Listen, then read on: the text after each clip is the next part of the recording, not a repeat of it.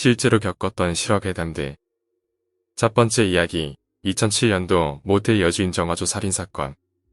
대구광역시에서 모텔을 운영하고 있던 여성 E씨가 실종되는 사건이 발생했는데, 그녀는 젊어서 남편과 이혼 후 아들을 키우며 살다가 모아둔 돈으로 모텔을 운영하고 있었습니다. 그러던 중 E씨가 실종되자 경찰은 수사에 들어갔고, 당시 E씨와 마지막으로 함께 있었던 아들 김씨의 말에 따르면 2007년 3월 11일 아침 6시경 아들에게 수영장을 가겠다는 말을 남기고 사라졌다고 합니다. 경찰이 E씨의 신원을 수색하면서 E씨가 다니던 수영장을 조사했으나 사건 당일 E씨가 가기로 한 수영장에서 그녀를 목격한 이는 아무도 없었습니다. 대신 E씨의 자가용은 수영장 주차장에서 발견되었는데, 차량을 조사하던 경찰은 뭔가 이상한 점을 발견합니다. E씨는 신장 158cm의 작은 체구였는데, 발견 당시 E씨의 차량 운전석은 E씨 같은 작은 여성이 운전한 것 치곤 운전석과 페달이 상당히 띄워져 있는 상황이었습니다. 이 때문에 경찰은 이 차량을 운전한 건 E씨가 아닌 건장한 체구의 남성이 대신 운전한 거라고 보았습니다. 단순 실종이 아니라는 거였는데, 제일 중요한 E씨의 행방은 오리무중이었습니다. 그리고 이상한 일이 벌어졌는데, E씨가 실종된 후 한 달이 지났을 무렵 동생을 걱정하고 있던 E씨의 언니의 꿈에 E씨가 나타났다고 합니다. 꿈에 나타난 E씨는 물에 흠뻑 젖은 상태로 퉁퉁 불어있는 모습이었고, 이에 E씨의 언니는 동생이 물에 빠져 죽었다고 생각해서 사건 당담 형사들에게 모텔 주변 저수지와 정화조를 조사해보라고 했고, 한 차례 수색을 했으나 E씨는 발견되지 않았습니다. 이후 몇 번이나 꿈에서 젖은 동생이 나타나 우는 모습을 본 언니는 형사들에게 저수지에 물을 퍼올릴 것을 요구하기까지 했으나 이는 받아들여지지 않았다고 합니다. E씨의 언니는 이후로도 정화조와 저수지 수색 요청을 계속했고, E씨가 실종된 후 4년이 지나서야 경찰은 재수사를 시작했습니다. 경찰은 E씨 언니의 요구대로 모텔의 정화조와 저수지를 다시 한번 수색했는데, 정화조를 수색하던 경찰들은 정화조 속에서 백골이 된 E씨의 시신을 발견했습니다. 모텔의 정화조는 모두 6칸으로 분리되었는데, 모텔에서 나온 오물이 가장 먼저 전달되는 1번 맨홀 정화조가 가장 더럽고 오염 정도가 심하며, 번호가 뒤로 갈수록 정화가 진행되어 오염도가 낮아지는 구조였고, E씨의 시신은 4번 정화조에서 발견되었습니다. 정화조에서 발견된 E씨의 백골은 분홍색 바지를 입은 상태였고, 머리가 검은 비닐봉투로 쌓이고 봉투를 넥타이로 다시 묶은 모습이었다고 합니다. 시신을 조사한 결과 사인은 둔기로 인한 피살이었는데, 경찰은 4번 정화조에서 E씨의 시신이 발견되자 범인이 이 모텔에 대해 잘 알고 있는 사람이라고 생각했습니다.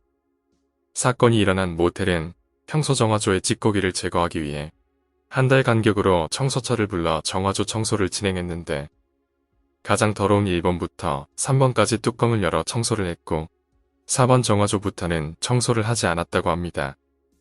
이는 범인이 모텔의 사정을 잘 아는 사람이라는 걸 나타내는 것이었죠. 그리고 조사 결과 유력한 용의자가 떠오르는데, 그는 E씨의 아들 김씨였습니다. 당시 시신의 머리를 감싸는데 사용한 봉투는 모텔에서 사용하던 것으로 밝혀졌고, 시신의 목에 있던 넥타이는 평소 E씨의 아들이 메고 다니던 것이라는 주변 사람들의 증언이 나왔습니다. 아들 김씨는 E씨의 실종 당일 아침 6시에 수영장으로 나가는 어머니를 마지막으로 목격했다고 진술했으나, E씨가 평소 외출 시 신던 신발은 모텔에서 그대로 발견되었고, 또한 정화조에서 발견된 유골이 입고 있던 분홍 바지는 평소 E씨가 모텔 내에서 평상복 차림으로 입던 바지였습니다. 더군다나 이 모텔은 누군가가 모텔 입구로 들어오는 것을 감지하는 센서가 장착되어 있었기에, 이 센서를 피해 모텔로 들어오는 방법은 도로에서 모텔 쪽으로 나 있는 벽을 넘는 방법뿐인데, 이 벽은 높이가 상당해 사람들 눈에 안 띄게 타고 넘어들어 갈 수도 없었기에, 외부의 침입자가 E씨를 죽여서 청소를 안 하는 정화조의 시신을 유기한다는 건 사실상 불가능했습니다.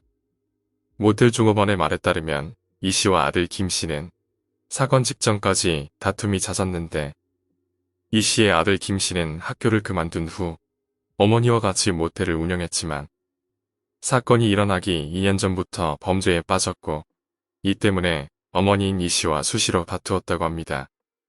이런 증거와 진술을 바탕으로 경찰은 모텔의 감시 상황을 조절할 수 있는 아들을 범인으로 보고 새벽에 아들이 어머니와의 다툼 끝에 우발적으로 어머니를 살해하고 시신을 정화조에 유기했다고 주장하며 아들을 체포했습니다.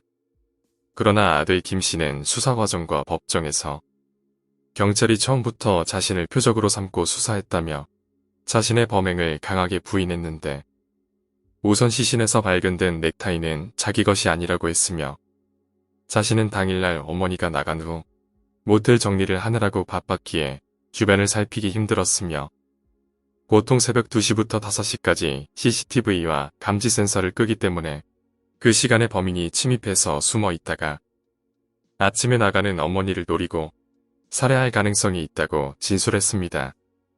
아들이 유력한 용의자로 보였지만 증거인 이 씨의 시신이 이미 백골이 된 상태라 범인에 대한 증거를 찾지 못했습니다.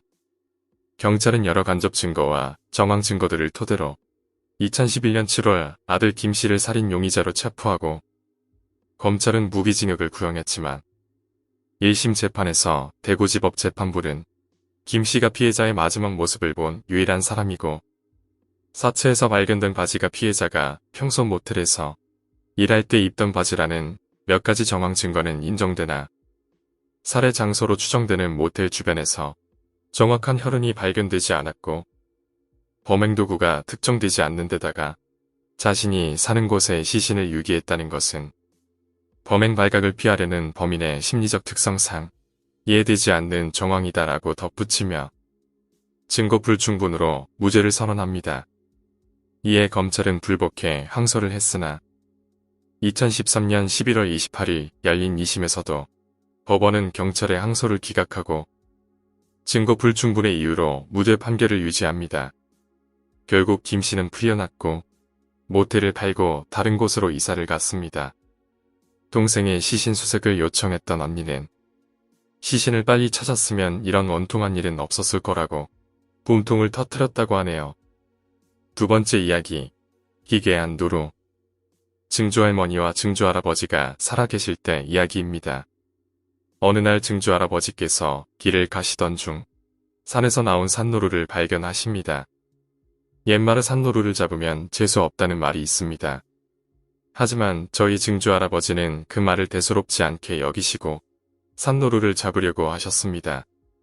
그런데 증조할아버지가 아무리 때려도 노루가 죽지 않더랍니다. 겨우 고생하셔서 결국 노루를 잡았고 노루를 잡아 삶아서 증조할머니와 드셨는데 증조할머니의 이가 노루를 드시다가 빠지십니다. 다음날 할아버지 차를 타고 치과를 갔다가 오시던 중 차량이 급발진해서 눈에 차량이 떨어지게 됩니다.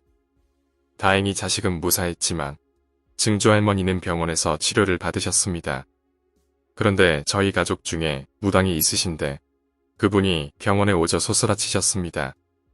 할머니의 몸에 노루의 혼이 붙어 있어 지금 당장 노루에게 제사를 지내지 않으면 어떻게 될지 몰라. 저희 증조할아버지는 그런 거 믿지 않으시기 때문에 절대 반대하셨습니다. 게다가 의사 선생님께서도 아무 일 없이 회복이 잘 되고 있다고 하셔서 저희들은 안심을 하고 집으로 돌아갔습니다. 그런데 괜찮으시던 할머니가 저녁에 갑자기 돌아가셨습니다. 할아버지와 가족들이 할머니의 시신을 마지막으로 보는데 증조할아버지가 말씀하셨습니다. 할멈 몸에 있는 저 멍, 내가 두들겨 패서 죽인 그 노루의 멍 위치와 모양이 똑같아. 그 후 증조할아버지는 산노루를 잡은 걸 후회하시면서 저희들에게 산노루는 절대 잡지 말라며 신신당부하셨습니다.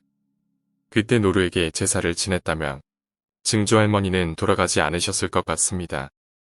오늘 이야기는 여기까지입니다.